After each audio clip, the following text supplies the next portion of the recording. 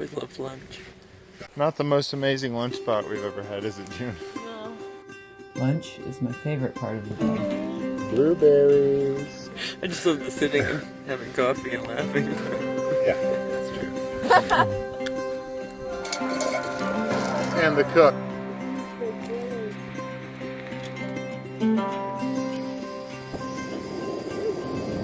Join us for a few minutes every day as the water boils.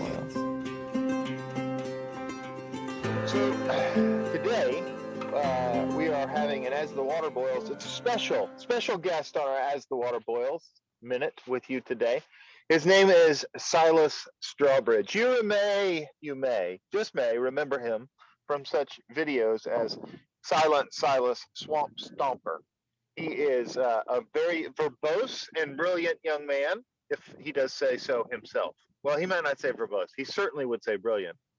But Silas is a consultant. He's provided us good camaraderie on 2 trails, fantastic camaraderie. He is also our gear design department.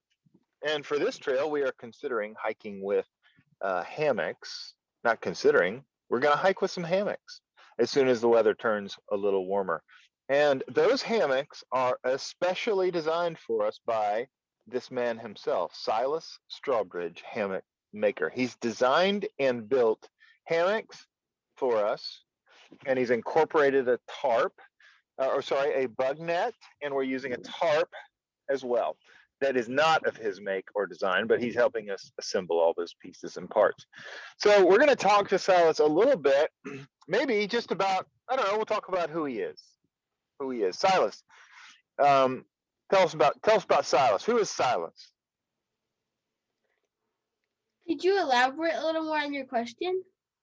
I could elaborate a little bit more on my question. I was just sort of interested in seeing where on earth you would take that question if I left it open-ended. Oh. Well, I live in Denver, Colorado, and I'm 13 years old, and I am cousins with Uncle Vince and his family. Well, I'm cousins with Uncle Vince's children, not Uncle Vince. He's my uncle. And I've hiked with them on a couple of their trails, but I like hammock camping myself, and I built myself a bug net for myself and a tarp, and I wanted to build myself a hammock, but I hadn't figured out how to do that at the time. So I decided that I would help them build a hammock, because they said that on the Appalachian Trail they would have more trees and more need for more. It would be able to use a hammock more than they would on any more other of the trails. So I built them a hammock. I got it, and I used the lightest material. These are probably the lightest and biggest hammocks you can buy, which no one can buy except them. I live in, okay, never mind. Okay, so right now it's snowing, which is kind of fun because you're outside in the sun and I'm outside in the snow. So What did you just get done? But it's Have you been outside in the snow? What? Have you been outside this morning? No? No. I thought you went out to clear the walk. I forgot. That's your one chore, isn't it? Well, no, I have a lot of other chores. Oh, okay. Okay. So you must be homeschooled, Silas. I am. Yeah? I could tell by your little tick that you have there. What do you mean? I was joking. Homeschool people are often antisocial, and so they develop strange habits. You haven't, though. No. You're pretty fun guy. So tell us about your 2 hiking experiences. Well, I guess you've had 3 bigger hiking experiences. 4. We've been together. We've been on a lot of camping trips, haven't we? All right. You came to the Pacific Crest Trail. You walked 90 miles at the very start with us, and you walked the final 40 miles.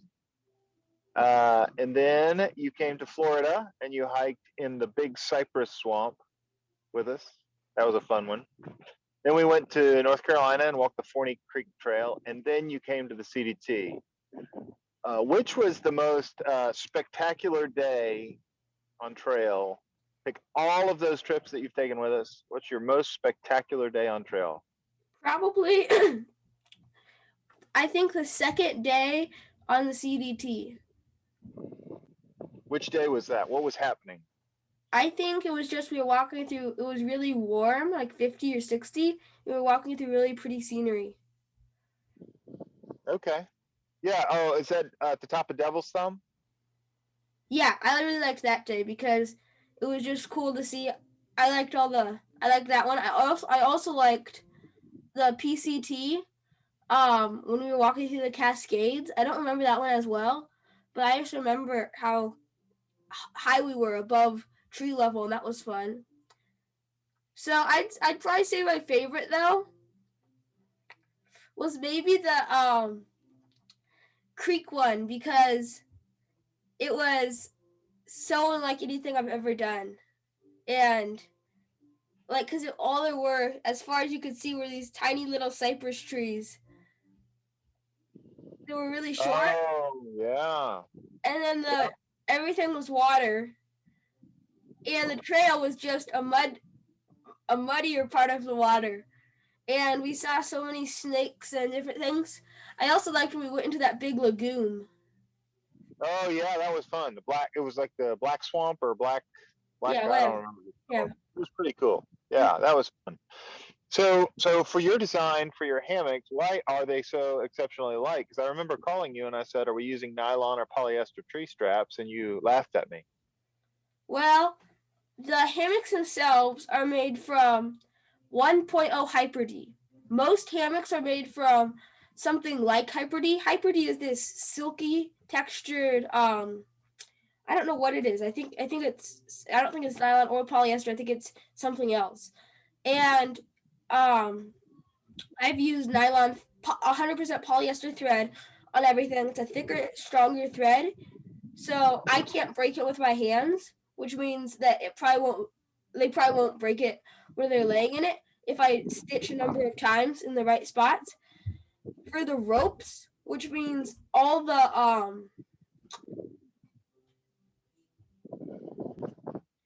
I used Zing It, which is in many hammocks they use am steel, which is made out of Dyneema. Now Dyneema is this extremely strong fiber. They can make countless things out of it. Fabric, ropes, many things, and it's extremely strong and durable.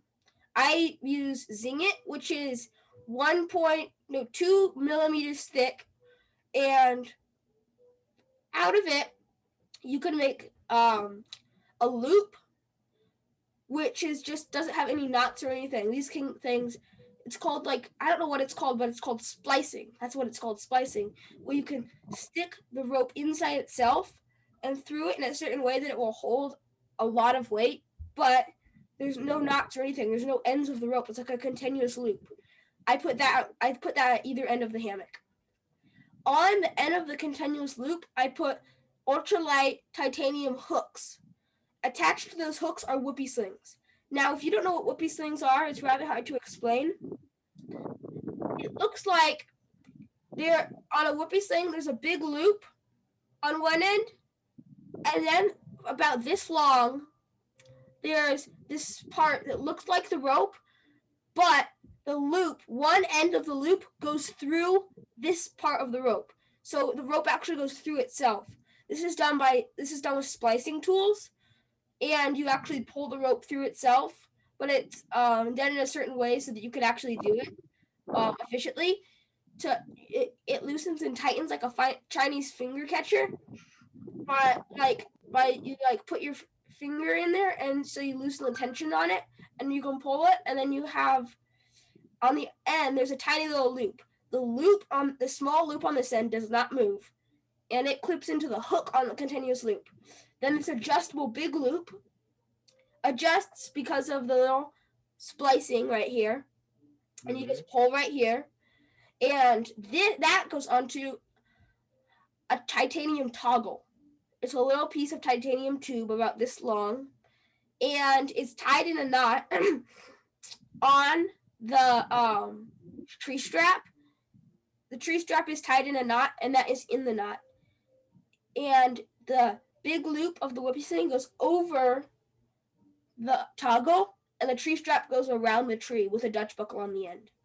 Now, the rope itself, the zinget, is only like, I don't remember, but it's only like a gram per whoopee sling. Wow. And so I think it's like less, I think it's half a gram per foot. Or no, that can't be right. Oh no, the whoopee sling itself is 5 grams. I think it's half a, I don't remember, but I think the zinget is half a gram per foot, and I think the rope itself, the tree straps, are 1.5 grams per foot. This is extremely light. The average polyester strap, which competitors sell, like I don't have any competitors, but which most companies sell, is about 6 grams per foot. This is about, what's that? A lot different. A quarter of the weight.